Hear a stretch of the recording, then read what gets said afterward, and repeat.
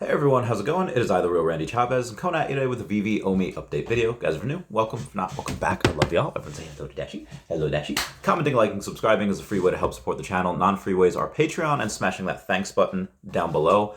I'm just in the middle of buying this Tyra McPherson Lilitu poster. I just bought that. I'm sorry, it is not a poster. It is an animated myth of the demon Lilitu. Again, I don't know if I could show that. It might get me demonetized.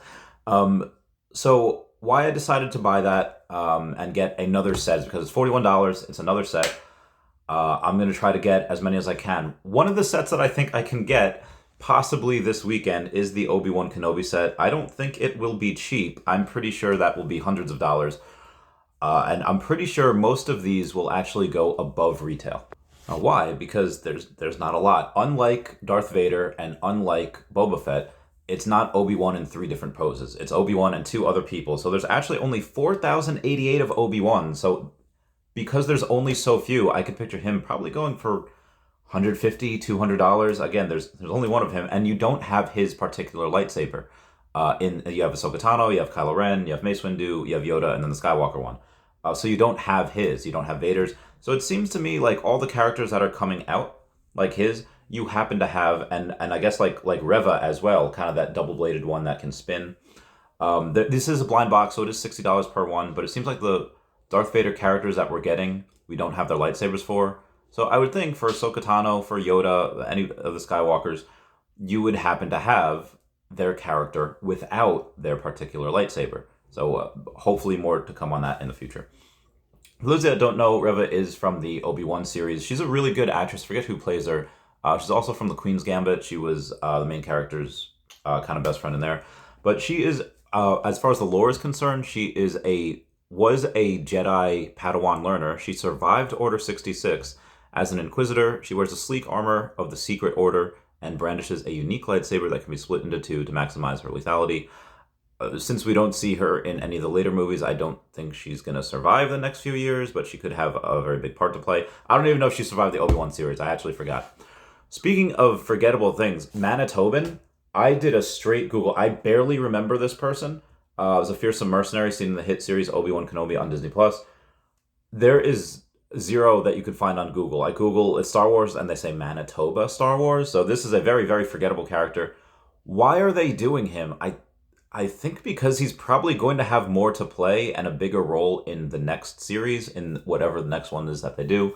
Whether it's the Ahsoka series, I don't know what it is, but there's only 488 of this guy, which again, if they take the first 90, there's actually only 398. So this one I could see, obviously going well over retail because it's only $60, going to be less than 400 of them.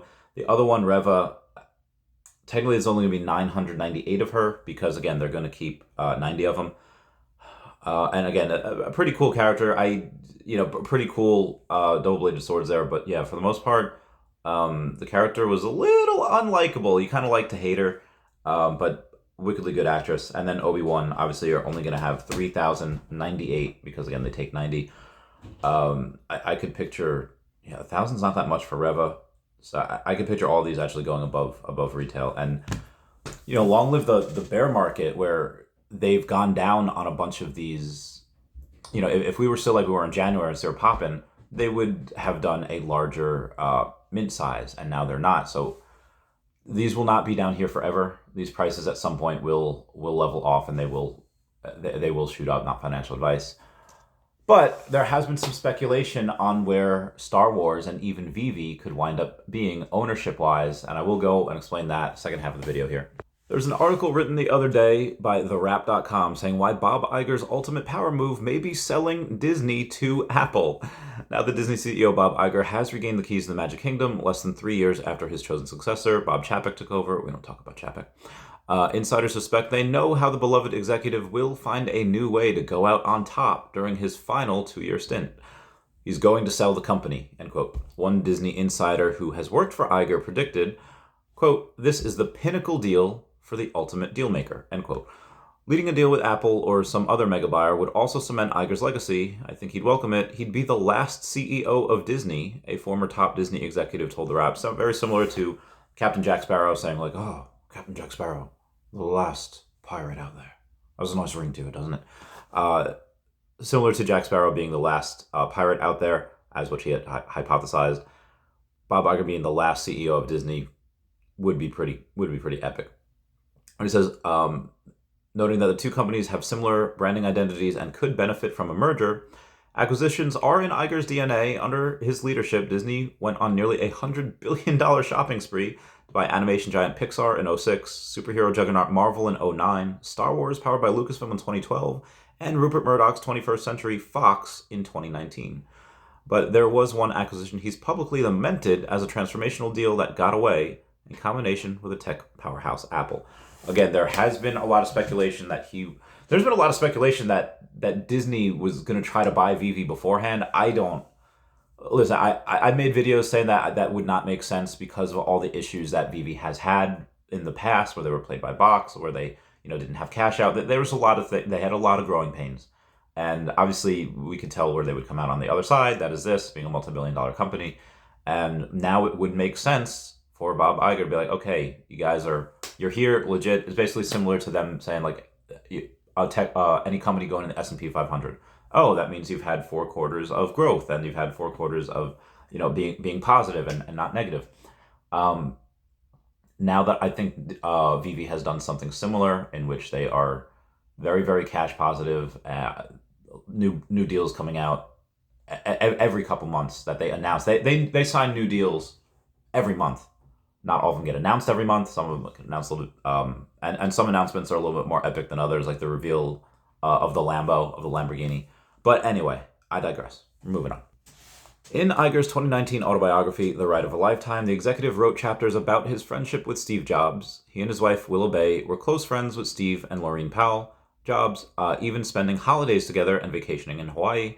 He even writes about standing in front of Steve Jobs' grave when the tech visionary's wife uttered, "I asked him if we could trust you."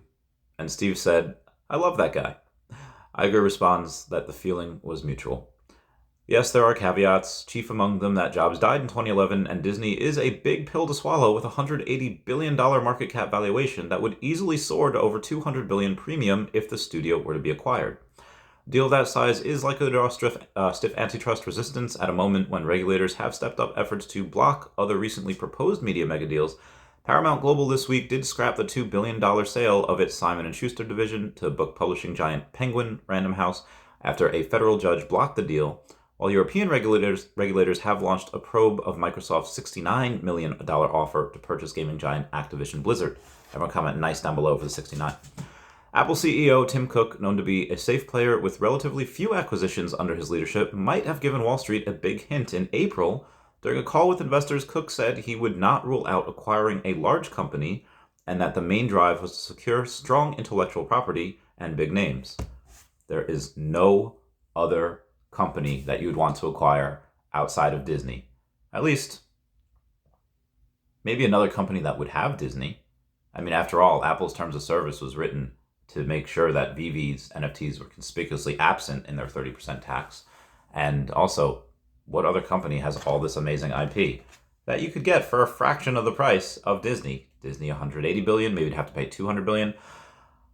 Veve, probably single-digit billions. And I say that probably low to mid-single-digit billions, but in a bull market, soar past 10 billion, in my opinion. Cook saying, "We are always looking at companies to buy. We acquire a lot of smaller companies and will continue to do that for IP and to incorporate talent." Cook said, "We don't discount something larger if the opportunity presents itself. I'm not going to go through my list with you on this call, but we are always looking." Apple, which has been tinkering with a grab in streaming space with hits like Ted Lasso, certainly has the financial firepower to pull off an acquisition of this size. Even as borrowing costs get more expensive with rising interest rates, the Cupertino-based company is sitting on top of $48.3 billion cash stockpile. And again, Disney being one of them, but one of the other partnerships that we would have is Rewind Collective and Givenchy. A lot of things are going to benefit LGBTQ plus. I forgot a vowel in there. Apologies about that. Companies, and a lot of them being charities. Tim Cook is also LGBTQ. He's in that community. So you would think that would just be another point in why he might want to acquire Veve if the Disney deal does not go through. And even as borrowing costs get more expensive with rising interest rates, the Cupertino-based company is sitting on a top of 48.3 billion cash stockpile, flushing out to both cash and investments. The total surges to about 200 billion, which is about 7.4% of all the mad money held by every member of the board of Standard & Poor's, which is the S&P 500 index. Not to mention that Apple shares have skyrocketed since Iger and Jobs both first did business together. Disney bought the Jobs-run Pixar in 2006 for $7.4 billion, which put the animation studio CEO on the entertainment company's 10-member board. On the day the deal was announced, Apple was trading at about $3 a share and Disney at $25. Apple is now trading at $150, up 238% in the past 5 years. Disney at $96, which is down 6% in that same period. Again, the last 5 years. And we do have Val Katiev, who has about 80,000 followers over on the Twitter, bootstrapped to 100 million in profits and exits, funded 1.7 billion of credit. He's a serial entrepreneur, had this to say about it. Saying Bob Iger's last dance might be to sell Disney to Apple.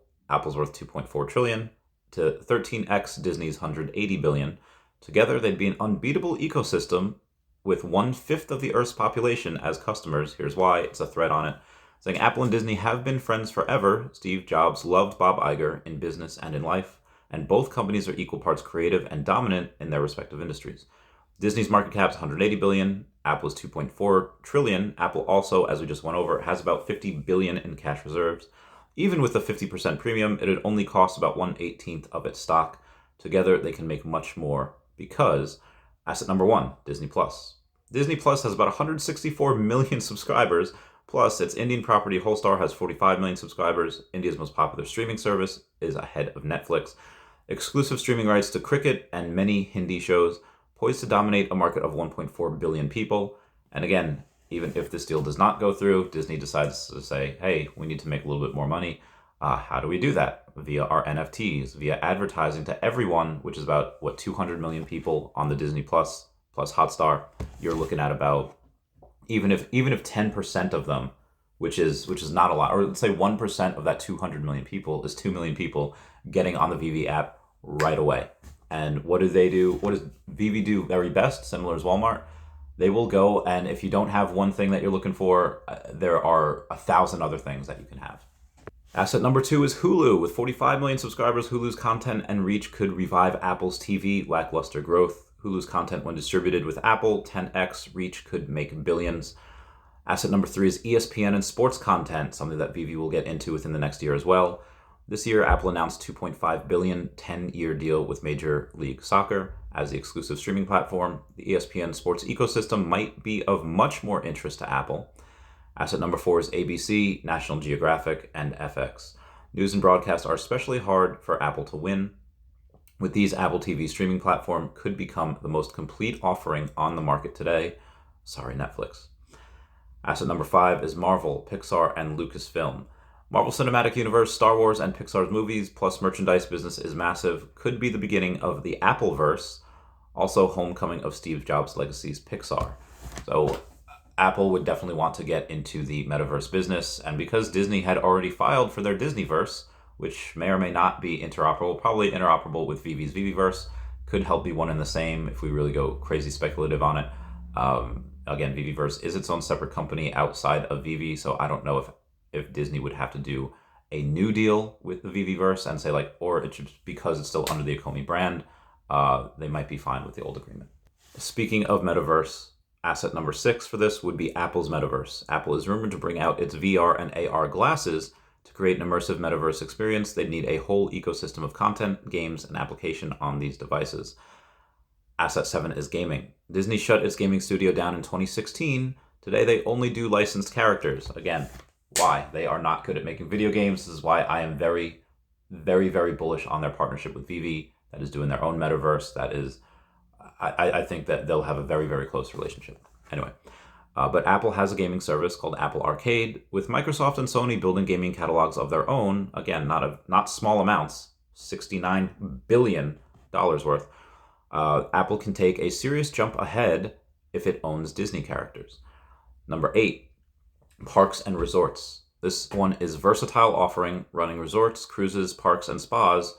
Might not fit Apple's portfolio, although they would like to see that part grow. but they can always sell those off and make back up to 40% of what they paid to buy Disney in the first place.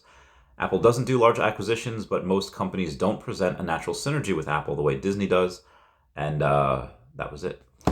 Everyone comment down below your thoughts. Commenting, like, subscribing is a free way to help support the channel. Everyone say bye-bye to Dashi. Bye-bye, Dashi. I love you guys. Goodbye. Meow, meow, meow, meow.